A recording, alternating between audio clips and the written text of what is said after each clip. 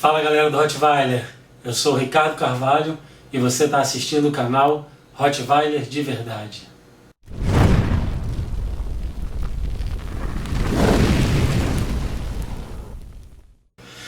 Então, vamos continuar o nosso assunto, que é o PPA, o permitido para acasalamento. Nós já vimos o pedigree, já vimos a exposição, né? E agora vamos falar sobre a displasia. Essa doença genética que acomete vários cães, não só o Rottweiler, mas principalmente cães de raça grande, né? São os que mais sofrem com essa doença.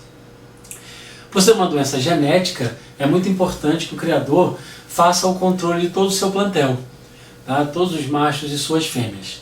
Esse exame é feito para nível de seleção para cruza, né, para o PPA, a partir dos 15 meses.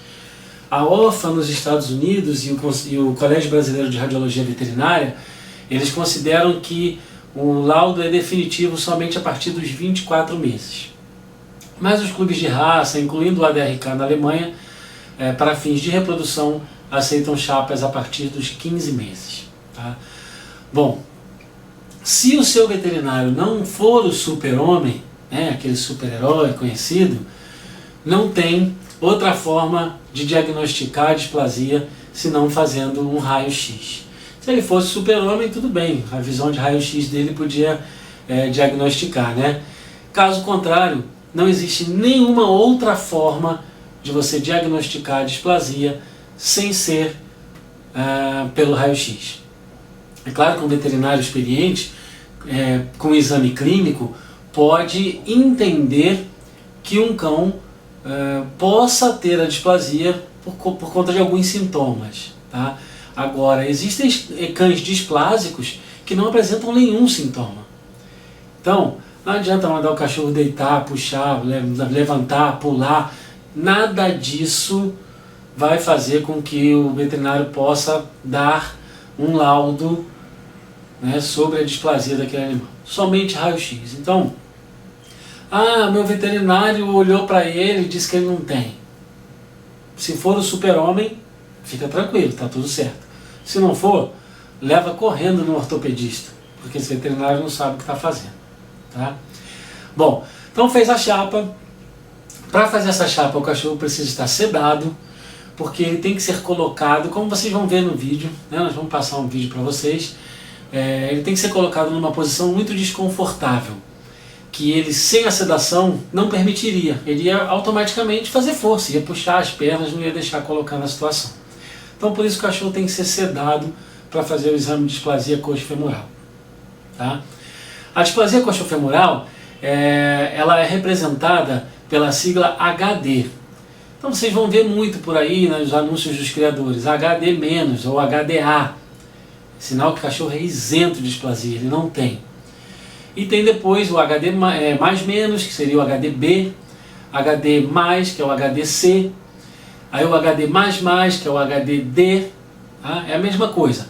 Você vira HD menos ou HDA, é a mesma coisa. Mais menos e B, mais e C, mais e D. Então os graus permitidos para acasalamento são A, B e C, ou menos, menos e mais. Sendo que o C só pode cruzar com o A, obrigatoriamente, ele não pode cruzar com o B. O B pode cruzar com outro B e com A. E o A pode cruzar com qualquer um desses três, né? Hoje em dia, a maioria dos criadores tem evitado cruzar cães que não sejam A ou B. A maioria hoje já não usa um cachorro C, a não ser que esse cachorro tenha qualidades assim muito especiais e que valham a pena o risco de você usar um cachorro C. Tá? Fora isso, os criadores hoje em dia já não estão usando.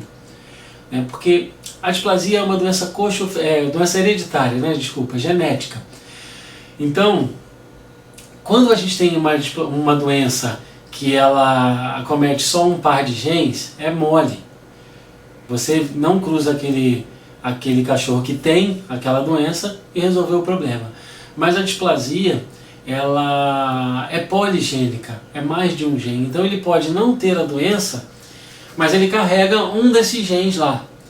Quando ele cruza com a fêmea, né, que também não tem a doença, mas carrega um gene, na hora da junção o filhote pode nascer com displasia, né? Então, se controlando ainda é possível nascer filhotes displásicos, imagina se não controlar, né? Então, para falar um pouquinho mais sobre a displasia, nós fomos buscar o contato da doutora Adriana Varela, né, uma das veterinárias que a APRO aceita o trabalho dela, o laudo dela, uma veterinária já experiente nessa área, antiga, e ela vai falar um pouquinho para vocês sobre a displasia. Vocês vão ver a chapa, ela vai mostrar para vocês alguns detalhes, e aquilo que por um acaso não ficar muito claro para vocês, mais uma vez deixem aqui nos comentários, que numa próxima oportunidade, um próximo vídeo, a gente mostra para vocês, tá bom? Então fiquem aí com a doutora Adriana Varela. A Jack foi lá e fez essa, não é nem entrevista, uma conversa ela teve com ela, e vocês vão ver um pouquinho agora. Até mais. Um encaixe no fêmur aqui no acetábulo, formato da cabeça do fêmur, o ângulo entre o centro da cabeça do fêmur e a borda do acetábulo. Tá? E se você tem algumas outras alterações ósseas, artrose, linha de tensão, algum aspecto diferente ali que vai levar ele para ter displasia ou não. Tá? A análise é meio subjetiva em alguns graus, de grau para A, para B, para C, é bem subjetivo porque são poucas diferenças que a gente vai ter. Tá? Nunca uma análise só, nunca só ângulo que vale para Rottweiler, porque foi desenvolvido para pastor, e nunca só conformação que vale para Rottweiler, porque foi para as outras raças. Tá? Então faz essa análise e a partir daí a gente chega no resultado. Então aqui, o lado direito dele, lado direito, lado esquerdo, pra gente poder fazer o laudo direitinho. O lado direito dele tá bem encaixado, tá? Ele tem uma coisa discreta, tudo que for incongruência na radiografia é cinza. Então ele poderia estar um pouquinho a coisa mais encostado para ser um A, tá? Um pouquinho mais profundo. Esse já tá encostado, esse já tem um toque inteirinho, tá? Então desse lado ele é A, desse lado ele é B. É muito sutil, a radiografia dele tá muito boa, tá? Então não tem muito que julgar aqui, coisas erradas aqui para ele. Todo posicionamento tem que aparecer as articulações do joelho, tá? As patelas, que são essas bolinhas no sulco, que é o mais importante pra gente saber que o quadril não tá torto, que o cão não tá torto. E o coxal inteiro pra gente poder avaliar, tá? Cotovelo, a mesma coisa. Cotovelo a gente vai ver encaixe,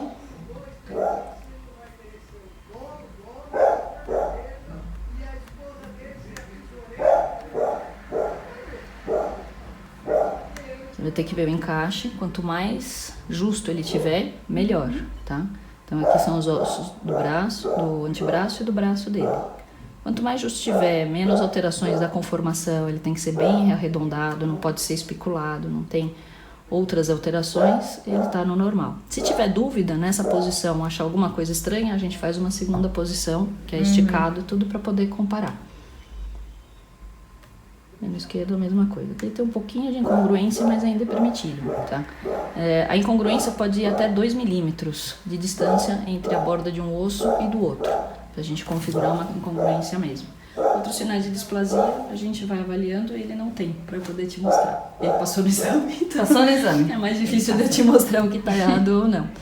Tá? Então daqui a gente grava, tá? Eu salvo aqui o arquivo, grava e vai em CD para você. Entendi. E aí, no caso, que os pais dele são A e o dele deu B, sim, isso é comum? É assim, o controle via radiografia, ele te fornece uma estatística do que o cão pode ter e pode manifestar. Tá? E não é, como é uma doença poligênica, são 5 genes envolvidos, você não vai ter um resultado assim, é e não passa, não é e não passa. Tá? Cada variamento de gene vai te dar uma característica. Uns vão ter, outros não vão ter. Uns que têm podem passar e os que não têm podem passar também. Então é meio complexo. A radiografia é um guia para falar, bom, então vamos pelo menos, aquele cão que tem, a gente não vai reproduzir, porque a probabilidade dele transmitir é muito maior do que a do que não tem.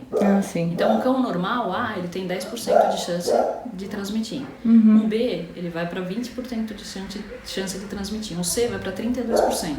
O D, quase 60%. Né? Então, se você começa a juntar cães com displasia, essa probabilidade vai aumentando.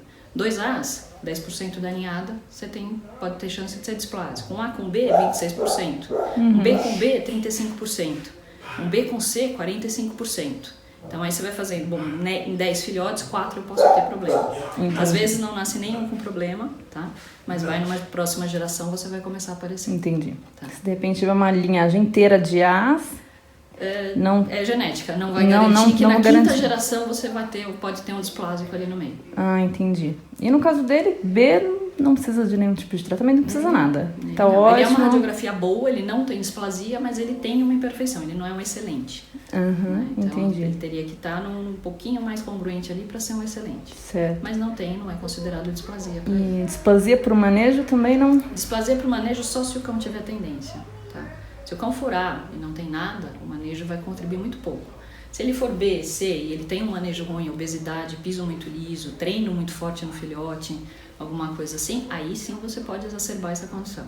Você não cria, você piora uma displasia com o manejo. Você não cria uma displasia com o manejo. Tá? E para tratamentos hoje em dia, para cães, por exemplo, com grau D? Depende do ambiente, tá? Você tem tratamento cirúrgico, tem tratamento conservativo, eles respondem muito bem à fisioterapia e ao tratamento clínico. Alguns respondem bem à cirurgia, mas depende muito do pós-operatório, da condição do proprietário fazer esse pós-operatório. Não adianta você fazer uma cirurgia de prótese e manter o cachorro num porcelanato polido. Ele vai quebrar a prótese. Um conjunto. Porque na hora que ele chegar, que ele estiver sem dor, estiver feliz da vida, ele vai querer correr, pular, brincar, a vida normal dele.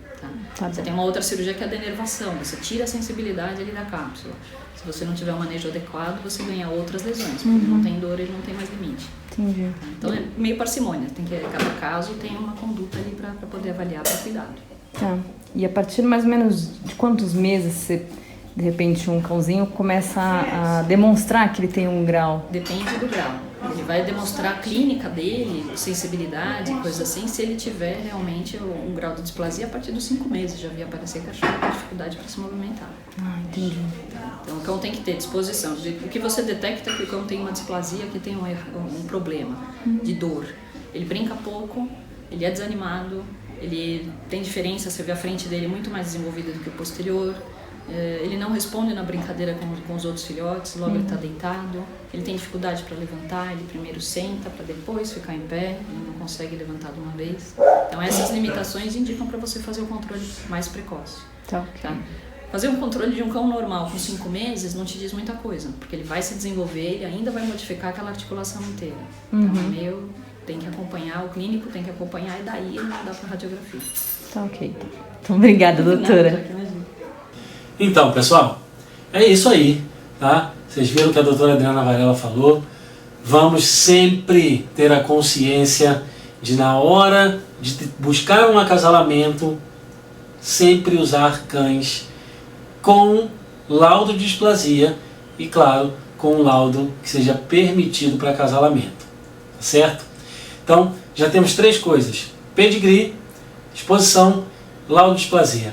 Para completar o PPA, falta ainda teste de índole e as medições oficiais que a gente vai ver nas próximas semanas, tá bom? Bom, para você que gostou desse vídeo, deixa seu like. Se você ainda não é inscrito no canal, por favor, aqui embaixo, clica aí no inscrever-se, clica no sininho também para você receber sempre as novidades do nosso canal em primeira mão. Convide seus amigos, aquelas pessoas que querem conhecer mais sobre a raça Rottweiler, ou aquelas pessoas que ainda acreditam nesses mitos que a gente está mostrando para vocês aqui, para eles entenderem que as coisas não funcionam daquela forma. Tá? Convida essas pessoas para se inscrever no nosso canal e a gente se vê na semana que vem, tá bom? Não se esqueçam, aqui é Rottweiler de verdade. Um abraço.